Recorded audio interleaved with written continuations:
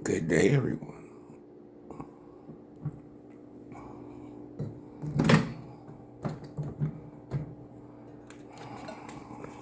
Breakfast of Champions. Yeah. Let me get that coffee.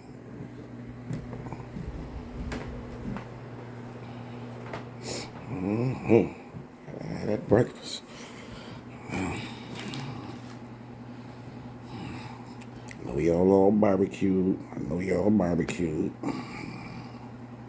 Special treat. How's the kebab? Gotta barbecue that kebab sometimes. With the chicken too. That's chicken kebab. I had me some breakfast, some coffee.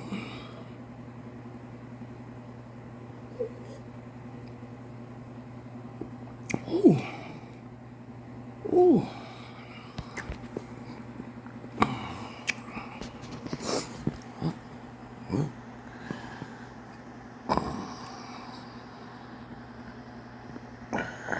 Oh, a relic. When I seen that, all I could think about is good times, the Jeffersons. Yeah. Had poles in it.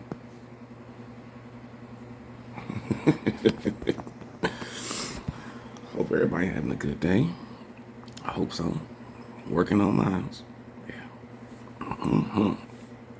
Let's check this news out, see what they talking about this morning. What's got something in my eye always? Can't help it. In many ways, sometimes he tries to use lawsuits that he would clearly lose to change the narrative, to seem more innocent of something that's been reported about him, I swear I to just, gosh, shake down dog. people who at times we've seen settle suits.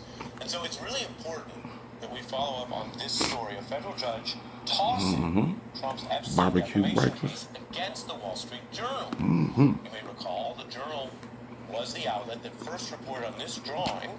With the And coffee. Trump was so upset that it showed that he had made this kind of birthday greeting for Jeffrey Epstein, which is a far more direct way to show at least kinship with this individual than just showing up at a party.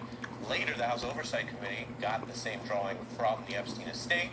So in a chain of custody, this seemed very much like a verified story. Trump claimed it was false and sued. The judge, though, wrote that President Trump has not even plausibly alleged the defendants published the article with malice, and the president has been unable to sow any real questions about the authenticity of that letter. Remember, this is what Trump was saying at the time, filing what is now a loser lawsuit. I don't do drawings.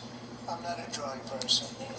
I don't do drawings. I'm not a drawing person. I don't do drawings of women, that I can tell you. They say there's a drawing of a woman, and I don't do drawings of women. He kept repeating, I don't do drawings, which maybe he thought was a way to deny it without literally actually saying, I didn't send or sign that birthday card. But the case was making that point, that somehow this was false. He's lost. And remember, the world can be complicated. Lying. Rupert Murdoch owns Fox News and all of the MAGA support they're giving, but he also owns the Journal, and unlike some other major company heads, he stood by that reporting and defended it in court. So chalk that up as a big Epstein loss for Trump. Meanwhile, some other corporate executives who have also been cozy with Trump are making moves. David Ellison is the billionaire who owns CBS and is in the process of this big media merger, and he's now hosting a special private dinner to honor Trump. This comes as, of course, Trump's administration reviews his merger aspiration, taking on CNN and Warner Brothers Studios. So there's plenty of bad news these days.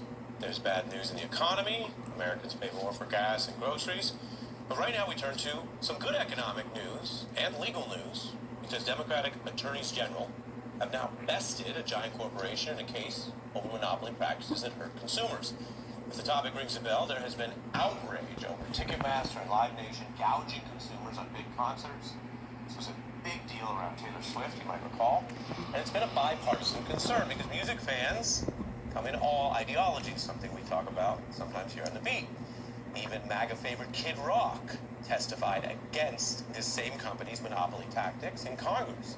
And today marks a huge legal victory in this fight. New York Attorney General James has won, as a New York jury determined that this Live Nation Ticketmaster conglomerate was running an illegal monopoly. That's against the law. There was evidence of abusing market power to overcharge Tickets. people, to shake down different venues. Concerts, Lawmakers have been calling out shows. Ticketmaster's illegal practices for many years. And this is the throwback I mentioned. In some of the hearings, people were quoting lyrics. Imagine that. That's something that happens sometimes. These were not hip-hop. They were usually Taylor lyrics. What Ticketmaster and its parent company Live Nation are doing looks like an illegal monopoly. As a ode to Taylor Swift, I will say we Can't know even take all my hat. too well. This merger between Live Nation and Ticketmaster will absolutely have and continue to have a detrimental effect on their prices. Ticketmaster ought to look in the mirror and say, I'm the problem. It's me. I think it's a nightmare dressed like a daydream. I don't think we ought to go there. It's still $15 a month for premium wireless. And if you haven't made the switch yet, here